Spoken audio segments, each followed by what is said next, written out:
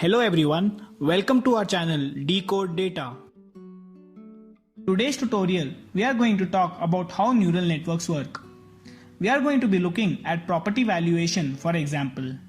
We will see how the neural networks take some property features and evaluates its price. Let's say that we have 4 parameters about the property: area in square foot, number of bedrooms, distance from the city, and age of the property. There are definitely many more features that affect the price of the property, but we'll consider 4 for the sake of simplicity.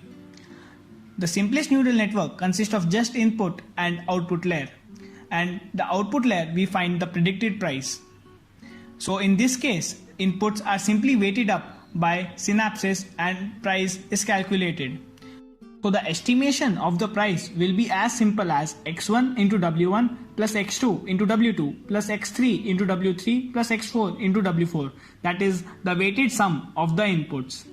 But to get better results, we will add a hidden layer. So now we will understand how the hidden layer helps improve our model. Let's start with the first neuron in the hidden layer. The input layer neurons have synapses connecting to the hidden layer, and some weight is assigned to these synapses. Some weights are valued 0 and some are non-zero. This makes sense as not all parameters are important to every neuron, or let's say some parameters are comparatively more important to some neuron.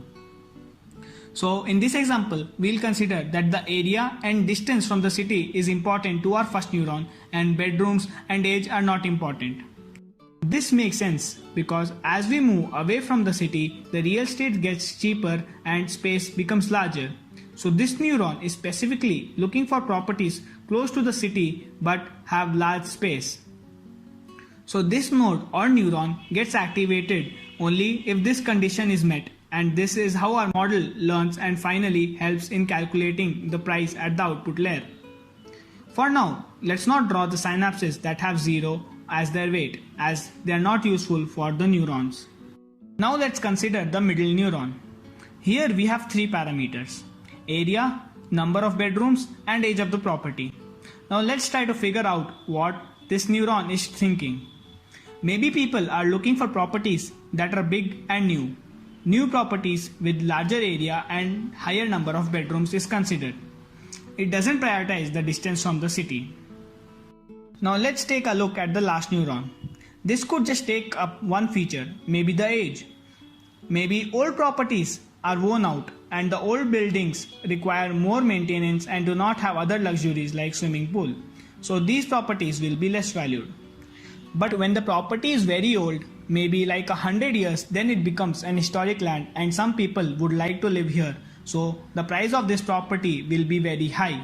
Hence this neuron is activated when the property is new or very old and is of historic significance. Maybe the second neuron takes into consideration the number of bedrooms and the distance from the city. This might not be so important, so this neuron will contribute very less to the actual price. Maybe the fourth neuron took all 4 parameters into consideration. So you can see how these hidden layer neurons increases the flexibility of the neural network and allows neural network to look at combination of specific parameters from a given set of collected data. A single neuron might not predict the output, but many neurons working in combination can predict a very accurate output if trained properly. So that was a simple example on how neural networks work. I hope you enjoyed today's tutorial. I will see you in an exciting tutorial on. Like and share the video, subscribe our channel and hit the bell icon for the latest updates.